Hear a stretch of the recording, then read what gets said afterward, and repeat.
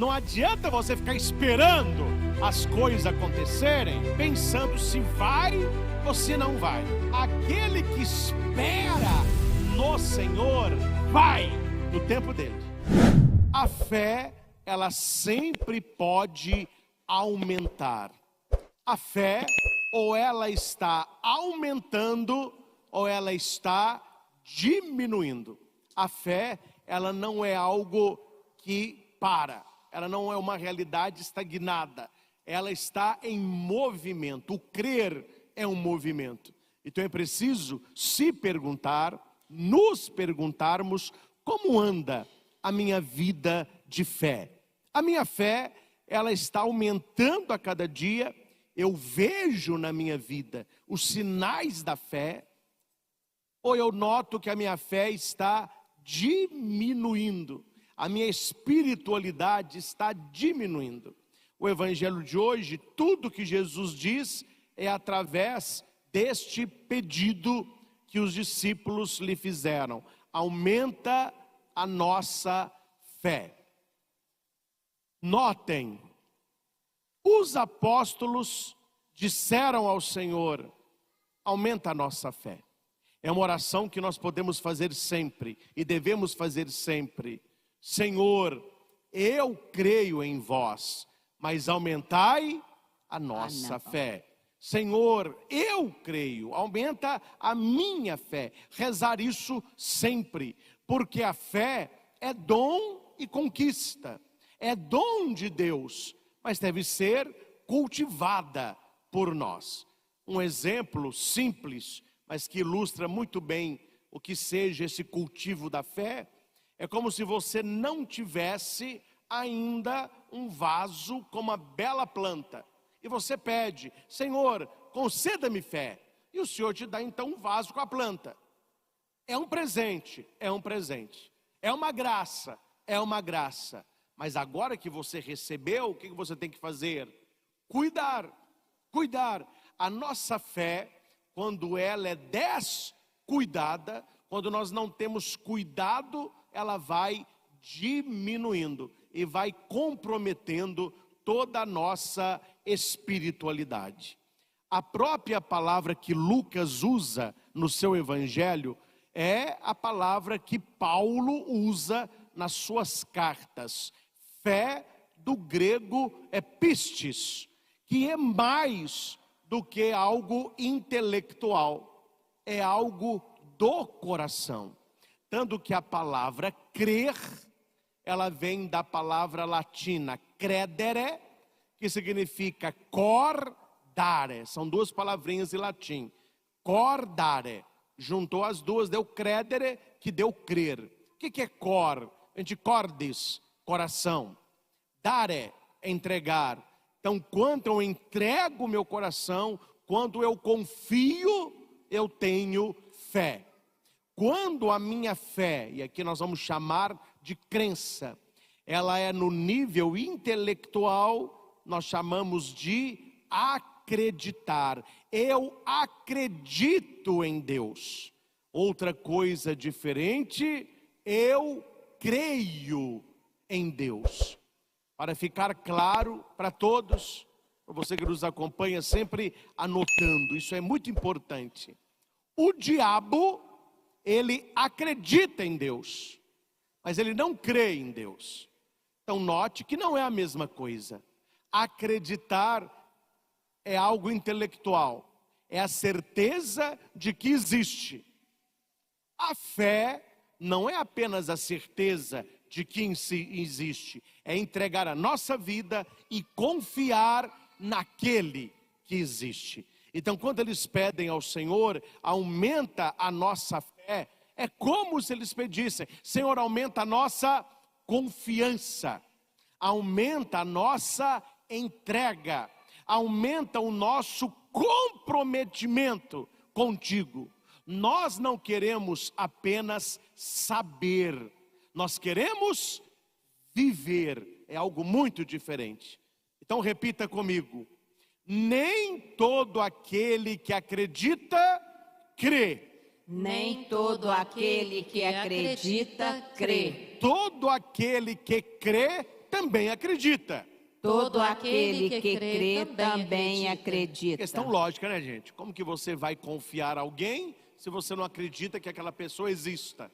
Mas é possível, e muitos têm, a existência de um Deus, mas eu não me comprometo com Ele. Eu acredito em Deus, mas eu não confio, eu não me entrego.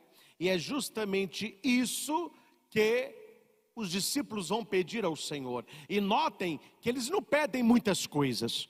Eles não pedem muitas coisas. Eles pedem uma coisa: fé. Uma coisa.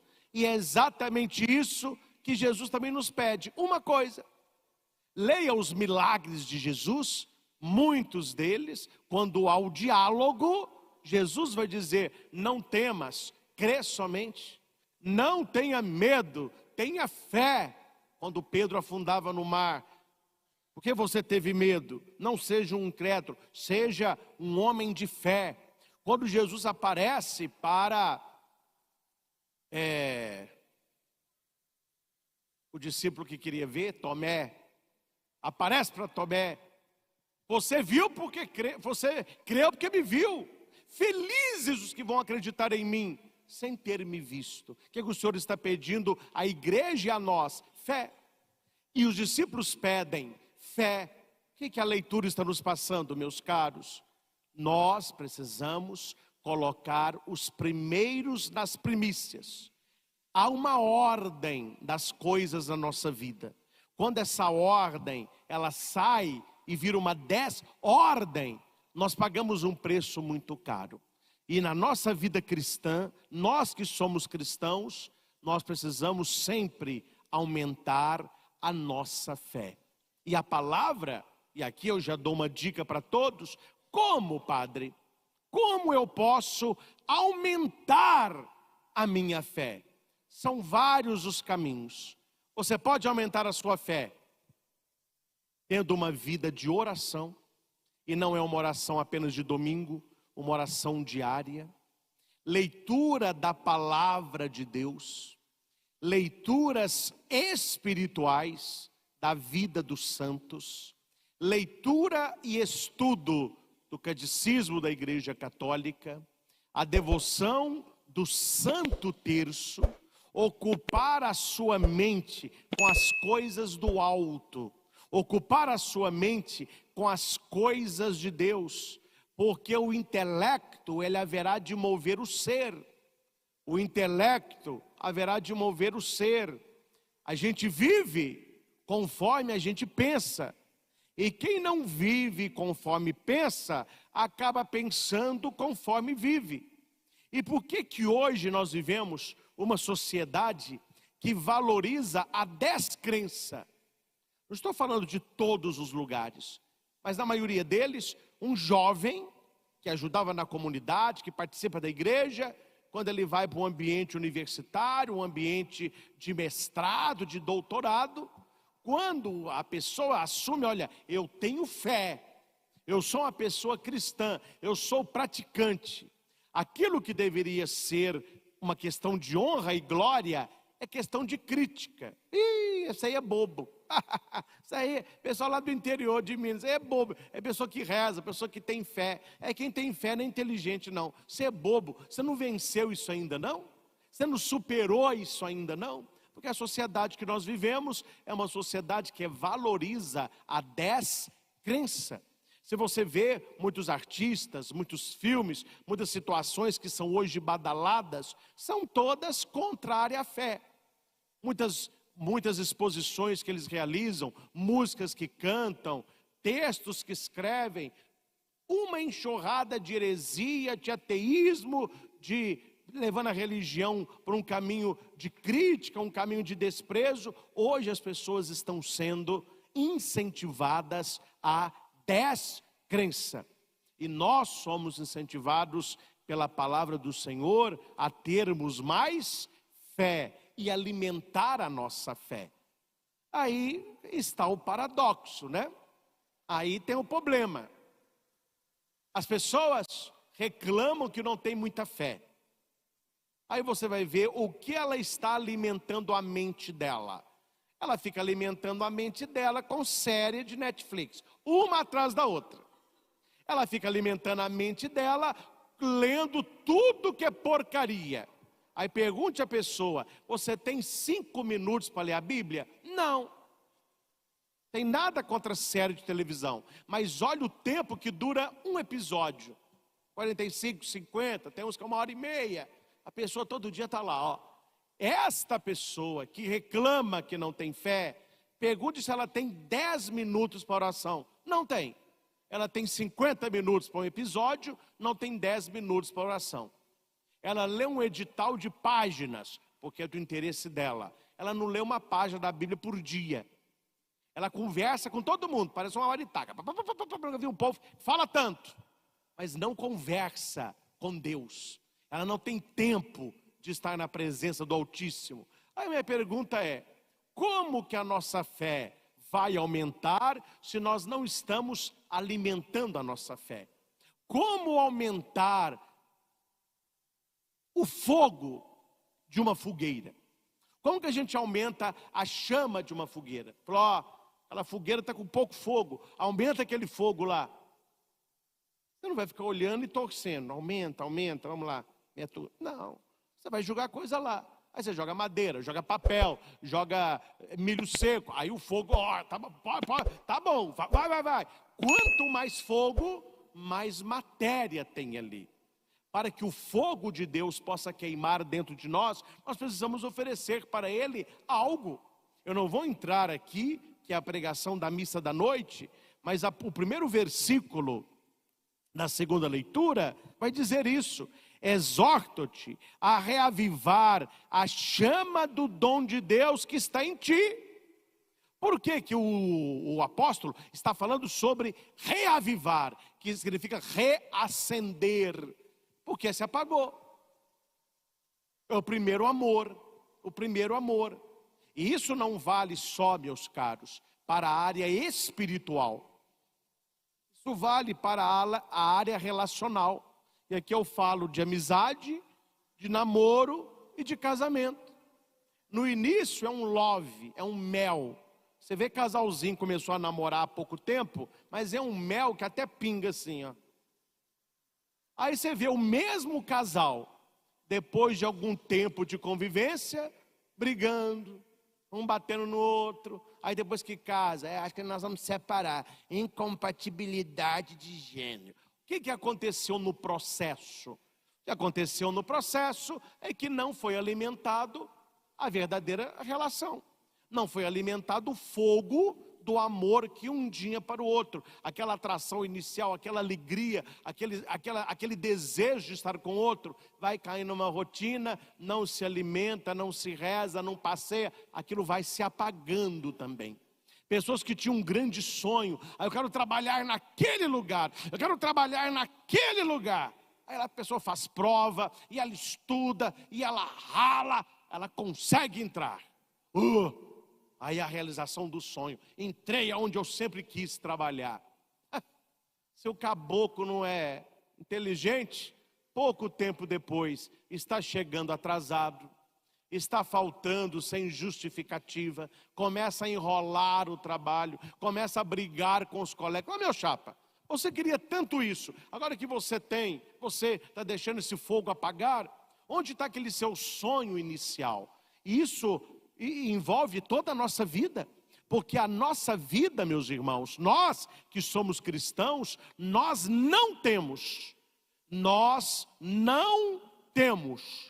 uma vida e uma fé. Essa dicotomia não pode existir, essa separação não pode existir. O que é que nós temos e o que é que Deus espera de nós? Uma vida de fé e uma fé que seja viva. Então não é uma fé e uma vida, é uma vida de fé. E onde quer que eu esteja, esta fé estará presente. A fé me ajuda nas minhas decisões. Então, para você aí ver o seu fedômetro, que existe termômetro, né? Eu achei que eu estou com febre. Espera aí, pegar o termômetro aqui. Não, está fresquinho. Se não tivesse um mal-estar, não, tá bom. Não, você tá, viu? 39,5, vamos embora, quase 40, tá quente mesmo. A pessoa acha que existe um aparelhinho para ver a fé. Olha a minha fé como que dá aí. Não existe ainda, ninguém inventou o fedômetro. Então a minha pergunta é, como que eu sei, padre, o grau da minha fé? Como que eu posso? Aí é você e Deus, não é você e ninguém, é você e Deus. Como que eu posso saber como anda a minha fé? Além de tudo aquilo que os santos nos disseram, há algo muito importante, e para mim é o mais importante, é na hora das suas decisões, se elas são tomadas como uma pessoa de fé, ou se na hora da decisão, a fé ficou lá na igreja, na missa de domingo. Aí você decide no seu trabalho para a esperteza, você decide no seu estudo pelo caminho mais fácil, você decide no seu casamento pelo prazer momentâneo, você decide no seu trabalho apenas pelo valor financeiro, passando a perna ninguém quer que seja. Onde está a fé aí? Para dar fé, aí não tem. Então é um sinal de que a sua fé não é enraigada. É um sinal de que você tem crença, mas que você não tem fé. Você acredita em Deus, mas você ainda não tem fé em Deus. Padre, então repita aí, qual é a diferença? A diferença é assim, eu acredito em Deus. Acredito piamente em Deus. Esse mundo aqui não surgiu do nada. Eu acredito em Deus. Mas eu sou esperto, que é o mundo dos espertos. Então se eu puder passar a perna, eu passo mesmo. Se a minha mulher não sabe, eu adultero mesmo. O bom é o prazer. O importante é o dinheiro. Se eu consigo pegar mais e roubar, não tem problema nenhum. E como que está o seu Deus? Não, mas eu acredito em Deus. Acredita mesmo. Só que o acreditar, ele não muda o coração. O acreditar, ele não define atitudes. O acreditar, ele não influi nas suas escolhas. É apenas algo intelectual. Eu acredito neste castiçal, eu acredito nesta vela, eu acredito que aqui tem o fogo, mas o que isso influenciou na minha vida? Nada. Eu acredito, está aqui. E o que significa a fé? A fé, uma ilustração, se na sua casa não tivesse luz e você levasse este castiçal para que na noite fosse a luz que ilumina a sua família. E você tinha que alimentar este fogo, cuidar, aí você saiu daquilo que é acreditar para a fé. Isso te ilumina, você tem relacionamento com este fogo, ele te traz uma comodidade, você entende, essa é a diferença. Por isso que nós falamos que o diabo, ele acredita, mas ele não tem fé. E o mais triste, meus irmãos, aí o assunto é com você, eu acabei de falar agora, né, que nós não temos fedômetro, então você e Deus devem pensar, como anda a minha fé? Eu sou uma pessoa que acredita em Deus ou eu sou uma pessoa que tenho fé? Eu já me entreguei a Ele. E olha que interessante, quando eles falam assim, Senhor, aumenta a nossa fé. Jesus poderia dizer, tá bom, na hora certa eu vou aumentar. Não é agora não. Ou então, tá bom, vou fazer uma oração sobre vocês, eu vou aumentar essa fé. Não, com o passar do tempo essa fé aumenta. Jesus ele vai contar duas parábolas, duas historinhas que vêm deste pedido. Senhor, aumenta a nossa fé. A primeira história, ele fala sobre o grão de mostarda, que é o menor grão de todos. E ele vai dizer assim, se vós tivesseis fé, mesmo pequena, então repita comigo, mesmo pequena, a fé é poderosa. A fé é poderosa. Então note que Jesus não está oferecendo para eles fé, mas está falando, se vocês tivessem fé, do tamanho de um grãozinho de mostarda, para nós é uma comparação um pouco estranha, mas para eles entendiam claramente o tamaninho de um grão de mostarda, é a menor das sementes. Se você tivesse fé desse tamaninho, você diria a amoreira.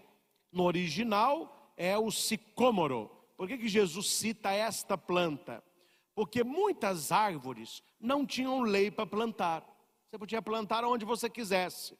Quando era o sicômoro, no caso aqui se diz a moreira, havia um estudo. E até os sábios diziam: não plante em qualquer lugar a moreira. Não plante em qualquer lugar o sicômoro. Se tem uma nascente de água, ele vai puxar essa água. Se tem um poço, as raízes vão quebrar e vão, então tem que ser. Por que eles sabiam disso? Porque é uma árvore que tem raízes profundas, grossas e para o lado. É uma árvore que, uma vez plantada, não se arranca com facilidade. Então, plantou aqui, vai ficar aqui. Não tem como tirar essa planta do lugar. Então Jesus vai dizer: se você tivesse fé, você diria a esta moreira, diria: arranca-te daqui e planta-te ao mar, e ela te obedeceria. Aqui já tem 2 milagres aí. Primeiro é arrancar a moreira, que ninguém consegue arrancar. Naquela época não tinha os equipamentos que nós temos hoje. Ninguém arranca. E outra, eu quero fazer uma pergunta aos senhores. Se você já viu em algum lugar, quem já foi à praia, se você já viu alguma árvore plantada no mar. Como que se planta uma árvore no mar? É algo, isso, impossível. Então Jesus está aqui falando o quê? Numa linguagem bíblica. Pela fé, você vai ver o impossível na sua vida. Em outras palavras, a fé realiza milagre. Se você vê uma moreira arrancada e plantada no mar, você só vai falar assim: isso é um milagre. Porque lá, é isso que Jesus está falando. A nossa fé, por menor que seja, ela faz o milagre acontecer. Aqui não é uma linguagem literal. Então para eu ver se eu tenho fé, eu vou ter que falar: árvore, arranca daqui e planta lá. Você vai ficar a vida toda falando isso, a árvore não vai nem mexer. E se mexer é vento. Não é isso que o Senhor está falando. Aqui é a questão do impossível, a questão do milagre. E qual é esta moreira, este sicômoro, que a minha fé fará arrancar de um lugar e para o outro? É a descrença. Muitas vezes a descrença no coração do homem é como este pé de amoreira.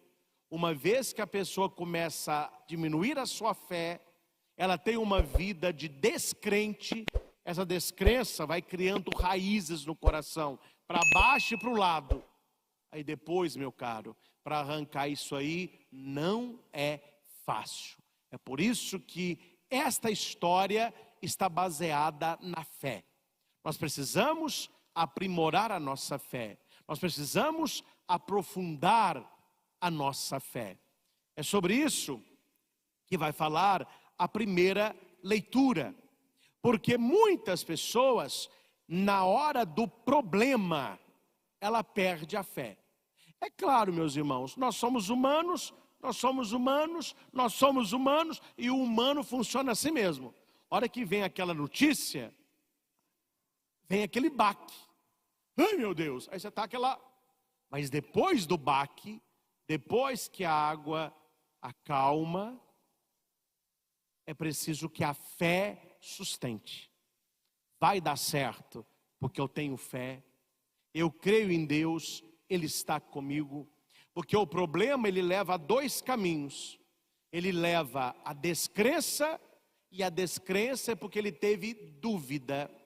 Só que o problema para aquele que tem fé, ele funciona como fortificante. Depois do problema, a pessoa é mais forte. Tudo eu posso, eu sou forte, porque Ele me fortaleceu. Como? Através da minha fé. Provando a minha fé. Me colocando no fogo. Me colocando à prova. E eu saí melhor. A primeira leitura do livro de Abacuque é algo que todos nós certamente já perguntamos e já questionamos a Deus, e isso influi também na nossa fé. Qual que é o contexto aqui de Abacuque? ele está olhando para a sociedade, ele está vendo um caos.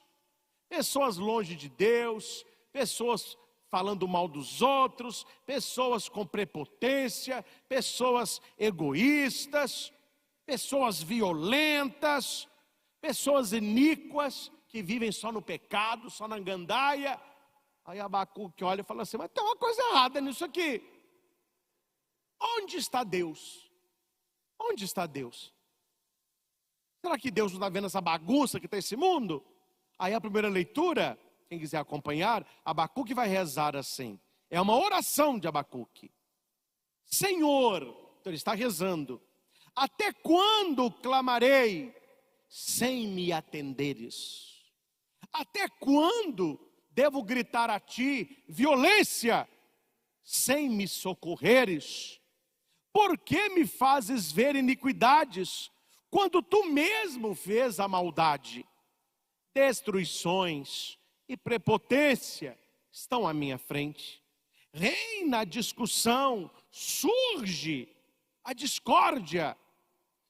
É Abacuque no capítulo 1 e alguns versículos do capítulo 2. O que Abacuque, que é um profeta, ele está orando a Deus?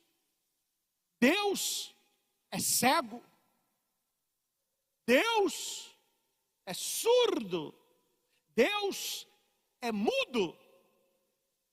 Deus não está vendo o que está acontecendo, Deus não está ouvindo o que as pessoas andam dizendo, Deus não tem uma palavra para esta situação. Meus irmãos, aquilo que Abacuque sentiu, eu tenho certeza que é aquilo que muitas vezes nós também sentimos. Nós que temos um problema, nós que passamos por uma dificuldade, uma situação na nossa vida que nos faz sofrer, alguém que nós amamos que está sofrendo, um desemprego, um problema financeiro, um problema com o filho, um problema de casamento, um problema na família, e você ali está rezando.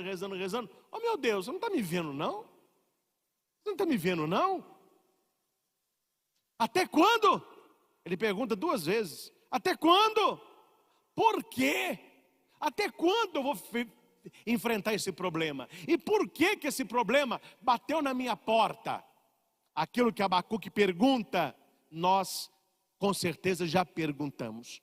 Quando nós estivemos num problema, numa situação, e nós não entendemos o motivo, nós não entendemos por que Deus não me atende, por que Deus não me ouve, por que Deus não me socorre.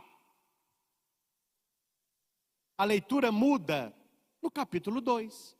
No capítulo 1, nós lemos o versículo 2 e 3. Até quando? Por quê? No capítulo 2, aquele que parecia mudo e ausente e cego, ele está presente, ele ouviu a oração, ele vê o que está acontecendo e ele tem uma palavra. Deus respondeu a Abacuque. Se Deus respondeu a Abacuque, Ele haverá de nos responder também. Mas aqui, meus irmãos, há uma pergunta. Por que há pessoas que não ouvem a Deus? Por que há pessoas que não conseguem ouvir a Deus? Porque elas fecharam o coração. Não se ouve a Deus por aqui, se ouve a Deus por aqui. Por aqui é acreditar, por aqui é intelecto, aqui é fé. Então se ouve a Deus no coração. Há pessoas que acham estranho. Agora eu acho estranho que as pessoas achem isso estranho. Quando eu digo assim, eu estava orando e Deus me disse isso. Deus me deu tal palavra. Deus me mostrou tal. Ai, padre, mas Deus anda falando com o senhor? Por que não fala com você não? O seu Deus é mudo? O seu é cego? O seu é o capítulo 1 de Abacuque? Aí eu não ouço a Deus, Deus não me fala nada, Deus não me mostra nada. Eu nem sei se Deus está aqui. Então a questão não é Deus, a questão é aqui. Porque Deus está presente. E Deus, Ele sempre fala. Jesus disse, o nosso Deus não é o Deus dos mortos, é o Deus dos vivos. E esse Deus, Ele responde para Abacuque, e a palavra de Deus é resposta para nós. Não sei se você já ouviu isso. A Bíblia fechada é um livro igual outro qualquer. Bíblia fechada é papel igual outro livro qualquer. Mas quando você abre a Bíblia, é boca de Deus. A principal maneira, o caminho central de Deus nos falar é através da sua palavra. Quando você lê a palavra de Deus, Deus está falando com você. E o Espírito Santo, ele é capaz de pegar esta palavra bíblica que é para todos e colocar para você. E Deus vai dizer a Abacuque, eu vou pegar só os versículos centrais. A visão refere-se a um prazo definido, mas tende para um desfecho e não falhará. O que Deus está dizendo para Abacuque e para nós? Vamos repetir isso. Nada acontece por acaso. Acontece por acaso. Nada. Quando você vê algo acontecendo, das duas uma, ou é de Deus, ou Deus vai usar aquilo para tirar uma lição para todos. Então Deus está falando para Abacuque, olha, tudo isso que você está reclamando, vai ter um desfecho, tem fim. Isso não é para a vida toda não, isso vai ter o fim, e a minha palavra não falhará. Aí ele dá um conselho para Abacuque, para mim e para você. Se demorar, espera. Se demorar, espera. Se demorar, espera. Esta espera é paciência. E na Bíblia só tem paciência aquele que tem fé. Porque aquele que tem fé, ele não espera.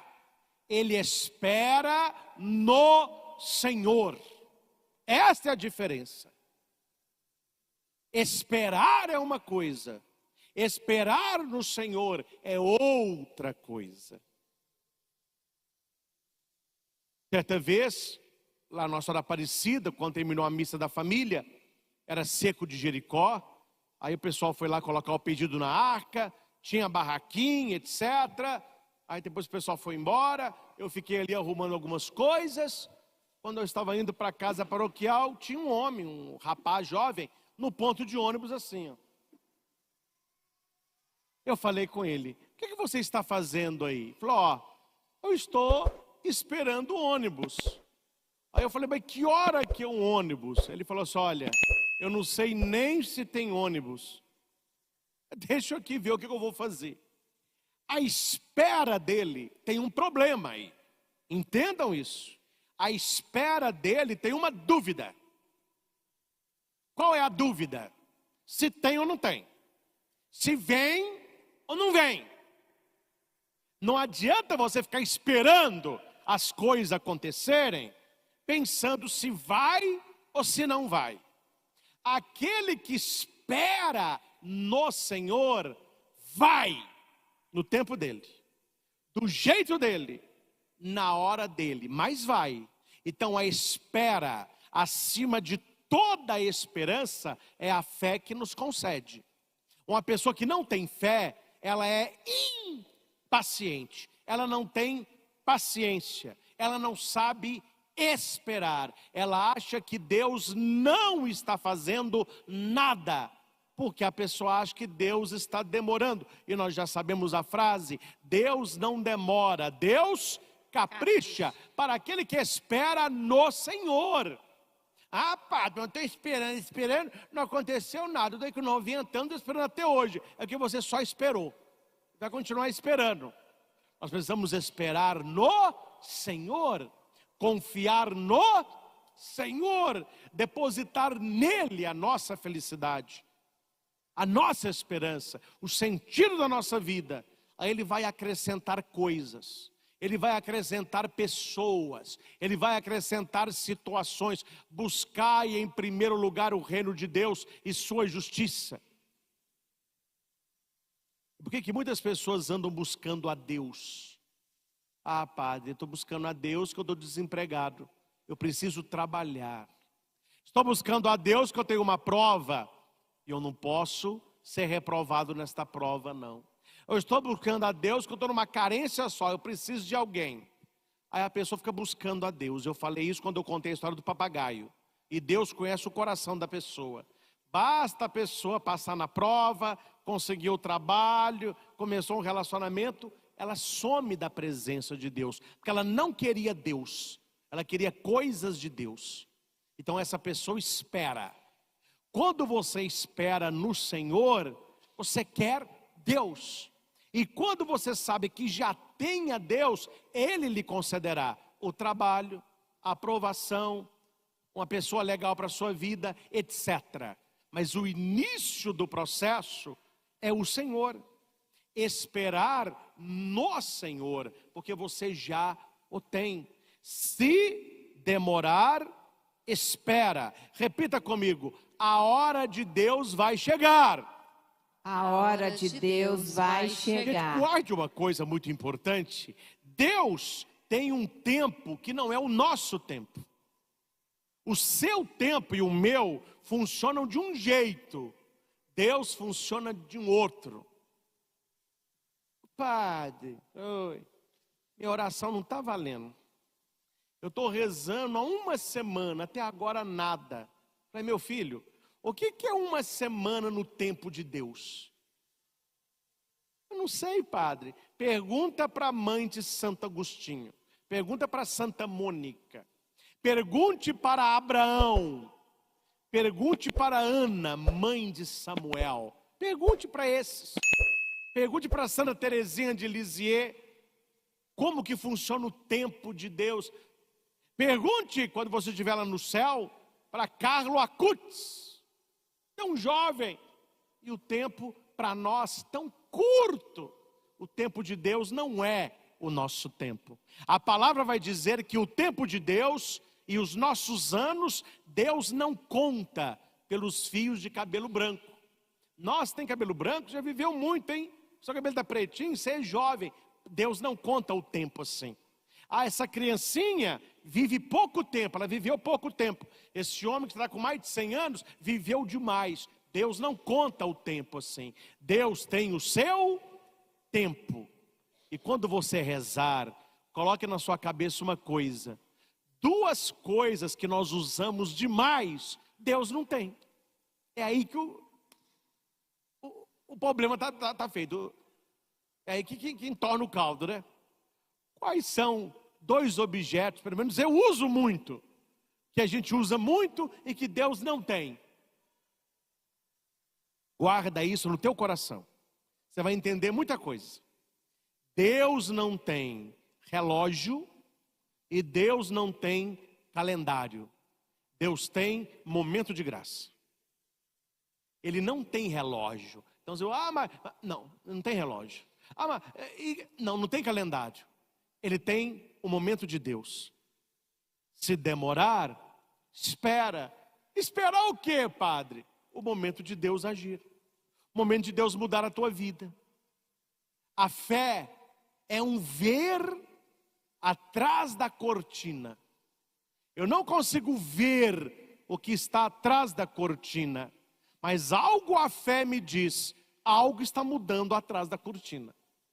Não sei se você já viu alguma peça teatral num grande teatro, né, muito bonito. Eu vi a ópera Aida em Belo Horizonte quando eu era seminarista, no Palácio das Artes. Maravilhoso, com cavalo, né, maravilhoso. E eles tinham que mudar o cenário.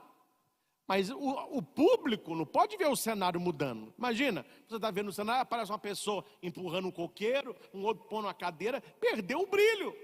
Então há algumas canções que eles realizam durante o show. Você está vendo lá o espetáculo, é um espetáculo grandioso, as colunas enormes, estão cantando. Num determinado momento, o tenor, que está contando a história, ele vem para frente do palco e ele começa a cantar um soneto. Nisso, a cortina de veludo, ela vai fechando. Você nem vê, você está tão encantado com o cara, a cortina fecha. Quando a cortina fecha, ela fechou por quê? Porque eles vão mudar o cenário. Aí eles têm o tempo deles de mudar o cenário. Quando ele acaba o soneto dele, começa uma voz de mulher cantando. Aí todo mundo fica, cadê a mulher? Aí a cortina vai se abrir. Tem um belo jardim, já não é mais aquele palácio, e lá num balanço na árvore, a mulher cantando. Você fala, nossa, que maravilha, mudou totalmente o cenário. Olha para mim e aprenda uma coisa. Quando uma cortina se fecha, é porque Deus vai mudar o seu cenário.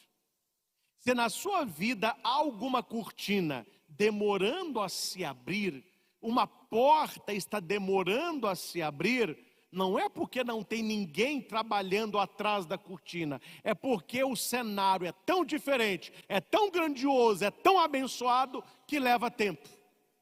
Um elefante, no caso a lefoa, para ter um bebê é quase 2 anos. Tem animal pequenininho que está parindo, o elefante está lá esperando, ó. Aí eu falo, mas você não está grávida é nada, viu? Eu já parei não sei quanto, você não pariu nenhum ainda? É, meu filho, está demorando. Mas quando nascer, você vai saber, viu? Que nasce grande. Quando nascer, meu filho, o pé dele vai fazer a floresta tremer. E o barulho dele vai fazer os animais correrem. Graça que demora, graça maior. Está demorando, meu irmão? Espera. Espera, mas espera no Senhor. Espera celebrando missa. Espera ouvindo a palavra. Espera comungando, espera adorando, espera lendo vida de santo, espera no Senhor.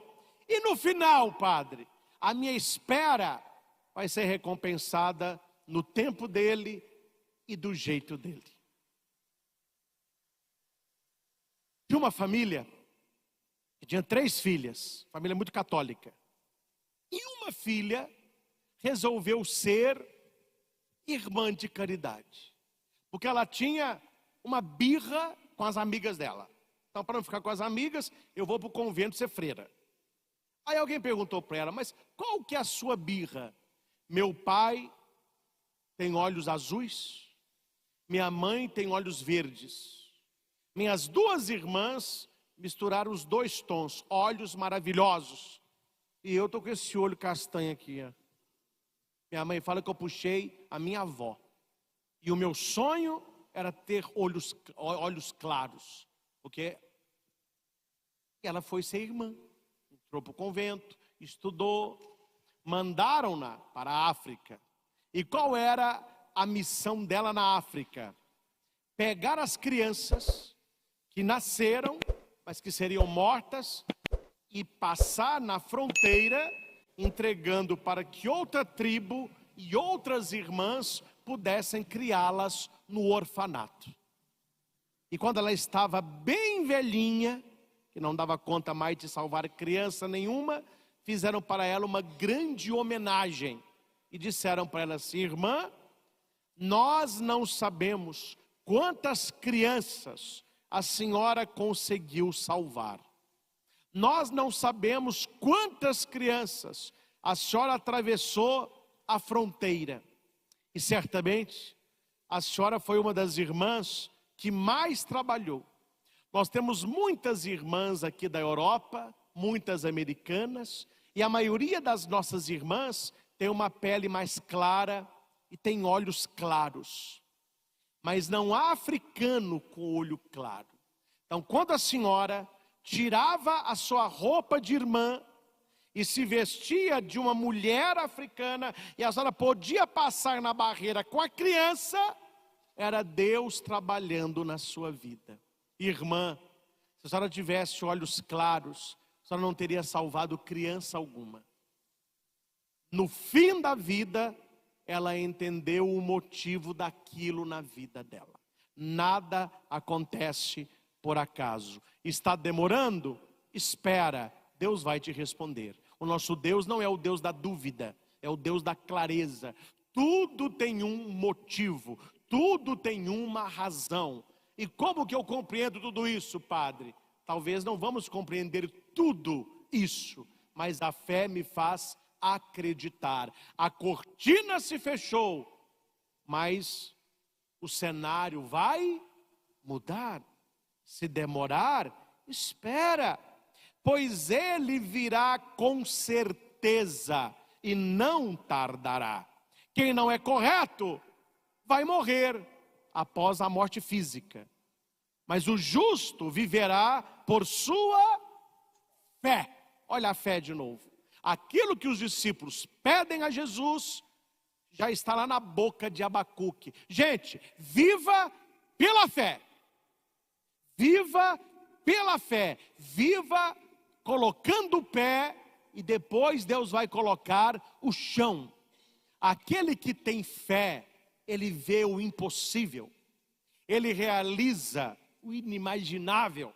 Ele concretiza o inatingível, porque ele vive no sobrenatural.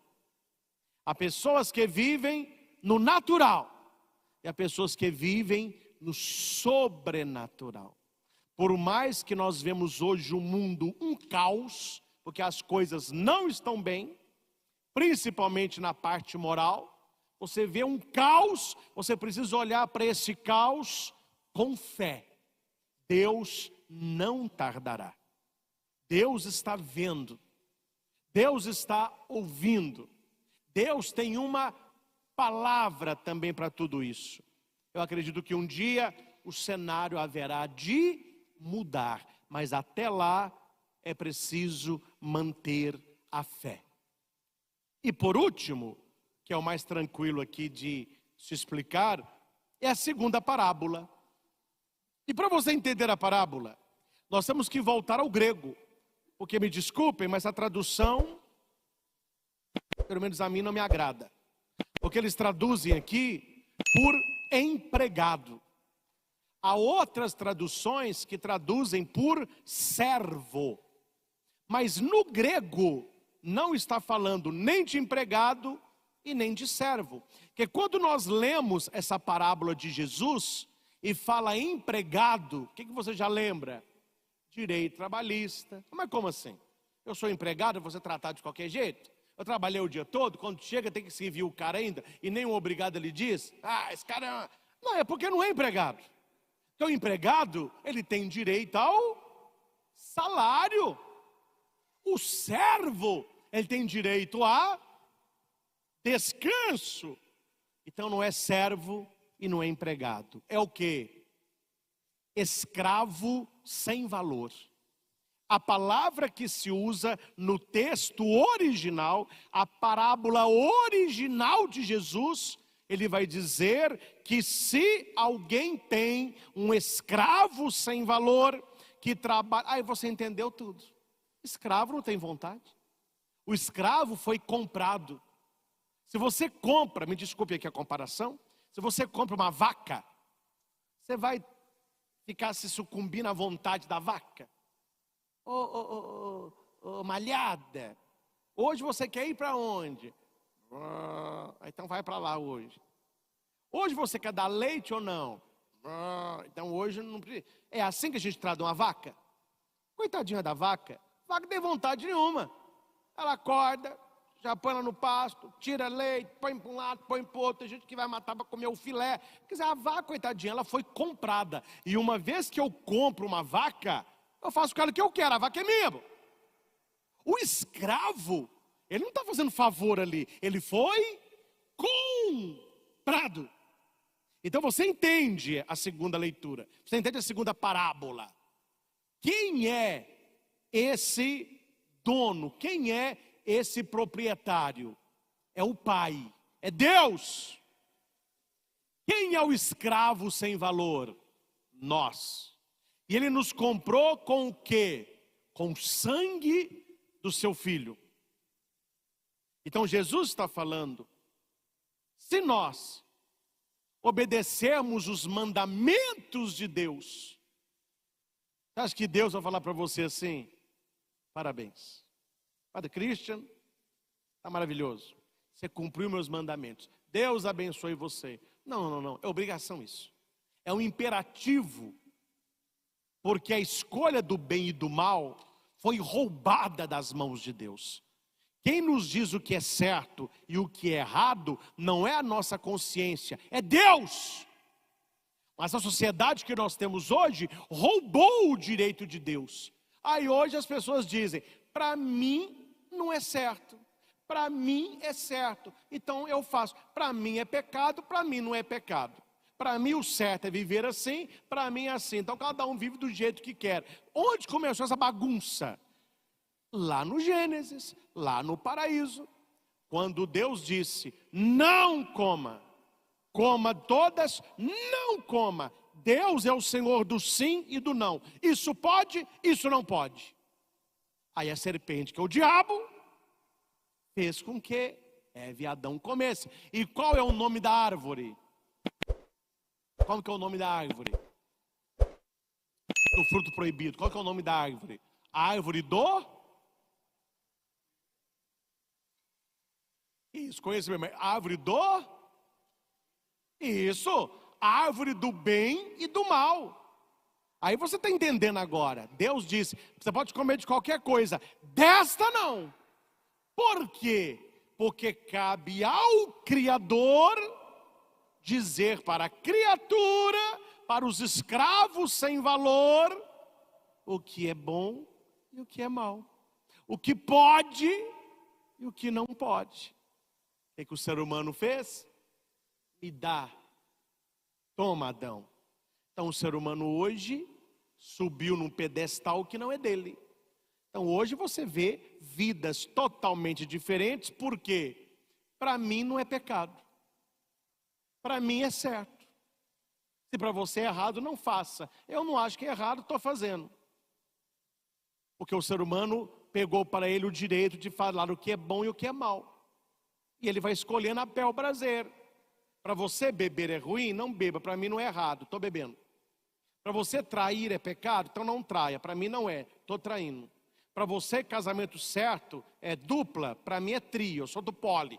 Não tem problema nenhum. Então a pessoa ela vai escolhendo a mercê dela. O que eles tiraram? O bom e o mal das mãos de Deus. Não é Deus mais que dito o que pode e o que não pode. É o ser humano que escolhe. O que pode é o que eu quero. O que não pode é o que eu não quero. Então note que Deus não vai agradecer aquele empregado, aquele escravo que fez tudo, porque Deus é quem nos diz o que pode e o que não pode. E aqui eu quero encerrar lembrando, eu não podia deixar de falar sobre isso, sou um servo inútil, sou um escravo sem valor, inútil. Aí você vai dizer assim, padre, me desculpe, isso aí eu não quero falar não, isso aí eu não quero falar não. Então olhe para Nossa Senhora, ela disse isso. Eis aqui a escrava do Senhor, é a mesma palavra grega. Eis aqui a escrava do Senhor.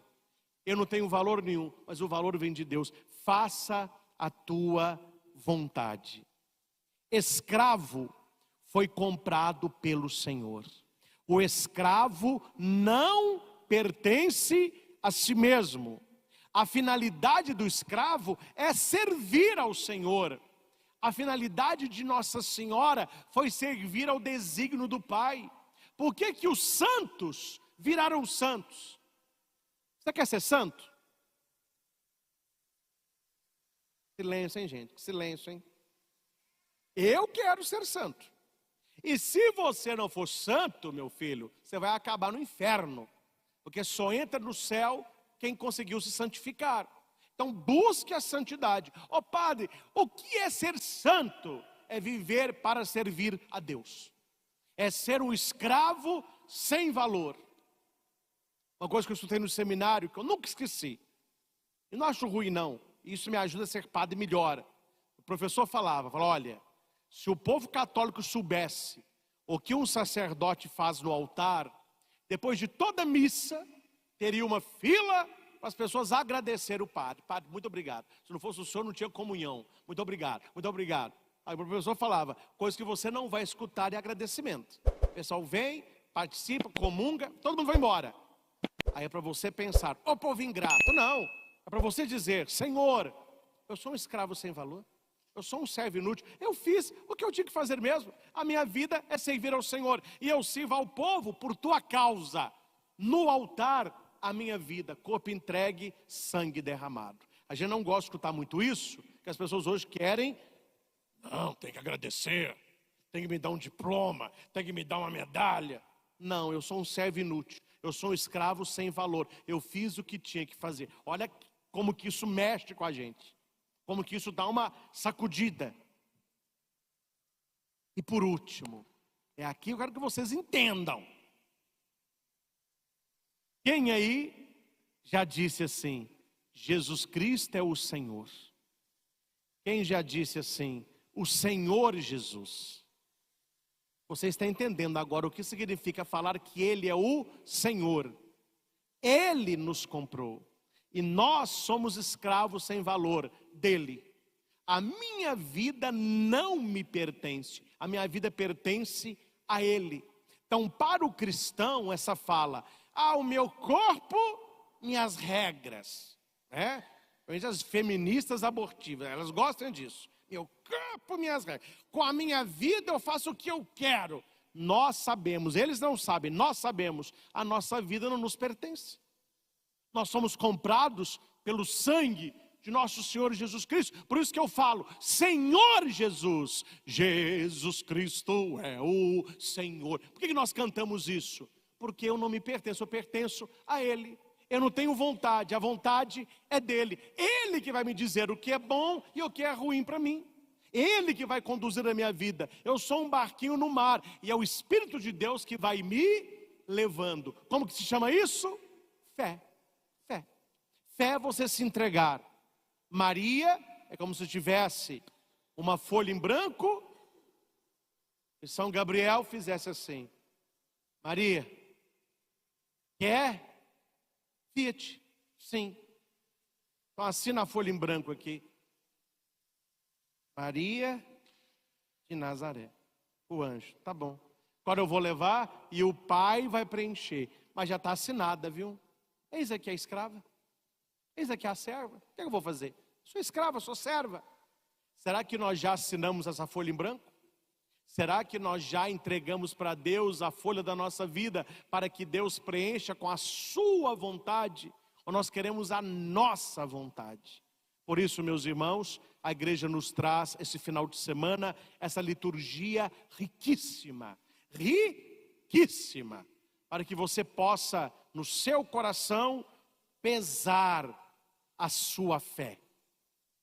A oração eucarística quarta, ela vai dizer assim, a hora que o padre reza pelos mortos: acolhei, Senhor, no vosso reino, os nossos irmãos e irmãs falecidos, cuja fé só vós conhecestes. Ninguém aqui conhece a minha fé. Eu não conheço a fé de ninguém aqui. E não tem como. Quem é que conhece a nossa verdade? Deus. Então não tenha crença, tenha fé.